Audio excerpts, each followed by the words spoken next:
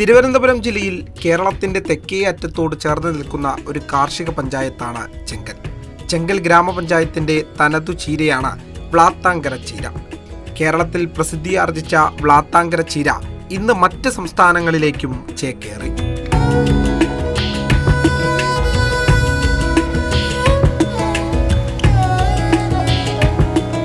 എവിടെ നിന്നാണ് വ്ളാത്താങ്കരക്കാർക്ക് സവിശേഷമായ ഈ ചീരയിനം കിട്ടിയതെന്ന് അന്വേഷിക്കുന്നവരുണ്ടാകാം. ഈ നാടിൻ്റെ കണ്ടെത്തലാണ്. വ്ളാത്താങ്കരയിലെ കൃഷിക്കാരനായ തങ്കയ്യൻ മാർക്കറ്റിൽ വിൽപ്പനയ്ക്കെത്തിയ ചീരയുടെ കെട്ടുകളിൽ നിന്നാണ് ഒരു കുഞ്ഞൻ തൈ കണ്ടെത്തിയത്. പ്രത്യേകതയുള്ള നിറമാണിതിനെന്ന് തോന്നിയതുകൊണ്ടാകാം ആ ചീരത്തൈ വീട്ടിൽ കൊണ്ടുവന്ന് വളർത്തി. കൃഷിക്കാരൻ്റെ നിരീക്ഷണം തെറ്റിയില്ല. കാണുന്നവരെയെല്ലാം മോഹിപ്പിക്കുന്ന സുന്ദരിയായി ആ ചീരച്ചെടി വളർന്നു. അതിനുള്ളിലുള്ള വിത്തെടുത്ത് വീണ്ടും പാകി. കൂടുതൽ ചെടികളിൽ നിന്നും കൂടുതൽ വിത്തുകൾ കിട്ടിയപ്പോൾ ചോദിച്ചു വാങ്ങാൻ നാട്ടുകാരും കൂട്ടുകാരും എത്തി.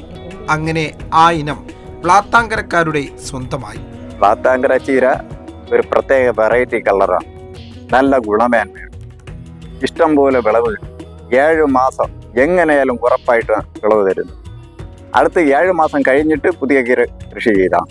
അപ്പോഴും നമ്മൾ എന്തും കിളയ്ക്കാനോ ജോലിക്കോ വിത്തും പറ്റുമെന്ന് അന്വേഷിക്കുന്നു. വ്ളാത്താങ്കര ചീര എന്ന അദ്ഭുത ചീരയിലൂടെ വ്ളാത്താങ്കരക്കാരുടെ പേര് ലോകമെമ്പാടും എത്തുമെന്ന സന്തോഷത്തിലാണ് വ്ളാത്താങ്കരയിലെ കർഷകർ. അതിതീക്ഷ്ണമായ അരുണശൂണിമയാണ് വ്ളാത്താങ്കര ചീരയെ മറ്റു ചീരകളിൽ നിന്നും വ്യത്യസ്തമാക്കുന്നത്. ഈ വ്ളാത്താങ്കര ചീര കൃഷി ചെയ്യുമ്പോൾ നമുക്ക് 1 വർഷം വരെ ഇതിനെ പരിപാലിക്കാം. പെട്ടെന്ന് പൂ വരുന്നില്ല. നമുക്ക് പൂ വരാത്തിടത്തോളം കാലം നമുക്കതിൽ നിന്ന് ആദായം കിട്ടിക്കൊണ്ടേയിരിക്കും. അപ്പോൾ കർഷകന് ഇരട്ടി വരുമാനം കിട്ടുന്ന ഒരു ചീര കൃഷിയാണ് വ്ളാത്താങ്കര ചീര. 1 വർഷത്തോളം കാലമെടുക്കും ഈ ചീരയിൽ പൂ വരാൻ.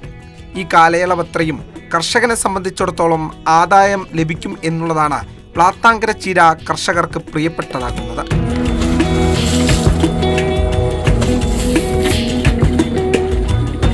ഇങ്ങനെ വിത്ത് വാരി നിരത്തി എറിയുന്നതാണ് നമ്മൾ കൃഷി രീതി. പിന്നെ 2 നേരം വെള്ളവും നനയ്ക്കും. 5-ാമത്തെ ദിവസം ഇത് മുളയാകും. അപ്പോൾ ശകലം ഫാറ്റംബോസും കോഴിവളമായിട്ട് കൊടുക്കും. അടുത്ത് പിന്നെ 2 പ്രാവശ്യം കൊടുക്കും. ചിലപ്പോൾ കളപറിച്ച് വളപ്രയോഗം ചെയ്യേണ്ടതായിട്ട്. വയലുകൾ പോലെ നനവുള്ള ഇടങ്ങളും കരഭൂമിയും ഒരുപോലെ കൃഷിക്ക് അനുയോജ്യമാണ്. ഇടവിളയായും കൃഷി ചെയ്യാവുന്ന ഇവയ്ക്ക് 2 നേരം വെള്ളം നനയ്ക്കണം എന്നുള്ളത് നിർബന്ധമാണ്. വിഷരഹിത പച്ചക്കറി കൃഷികൾ പ്രോത്സാഹിപ്പിക്കുന്ന ഈ കാലഘട്ടത്തിൽ പരിപാലന ചിലവ് കുറവും മികച്ച ആദായവും ലഭിക്കുന്ന വ്ളാത്താങ്കര ചീരകൾ വ്യത്യസ്തമാവുകയാണ്. മാതൃഭൂമി ന്യൂസ്, തിരുവനന്തപുരം. ഗോകുൽനാഥ് നമുക്കൊപ്പം ചേരുന്നുണ്ട്. ഗോകുൽ, ഈ ഇലവർഗ്ഗങ്ങളിൽ ചീരയ്ക്ക് വലിയ ഡിമാൻഡാണ്. ഇപ്പോൾ വ്ളാത്താങ്കര ചീരയ്ക്ക് വലിയ ഡിമാൻഡ് കൂടുകയാണല്ലേ.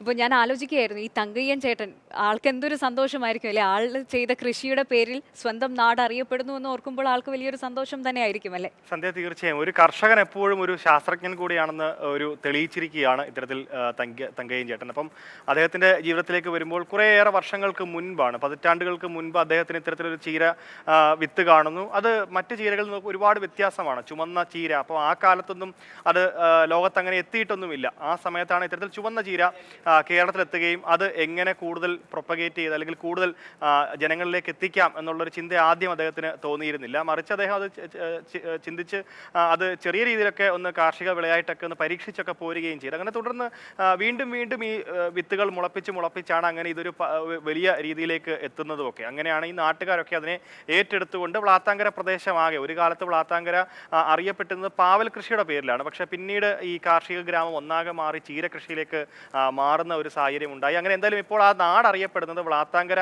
അറിയപ്പെടുന്നത് തന്നെ ചീരയുടെ പേരിലാണെന്നുള്ളതാണ്. മുൻപ് പറഞ്ഞതുപോലെ തന്നെ പല പരീക്ഷണങ്ങളുടെ അടിസ്ഥാനത്തിലാണ് ഇത് ഏറ്റവും അവസാനം വ്ളാത്താങ്കര ചീരയായി രൂപപരിണാമം. വ്ളാത്താങ്കര സ്ഥലം എവിടെയാണെന്ന് കൂടി പറഞ്ഞാൽ കാണുന്ന പ്രേക്ഷകർക്കും അതൊന്നും ഉപകാരപ്പെടുമായിരിക്കും. സന്ധ്യ, തീർച്ചയായും ഇത് നെയ്യാറ്റിൻകര പാറശാലയ്ക്ക് അടുത്തുള്ള പ്രദേശമാണ് വ്ളാത്താങ്കര.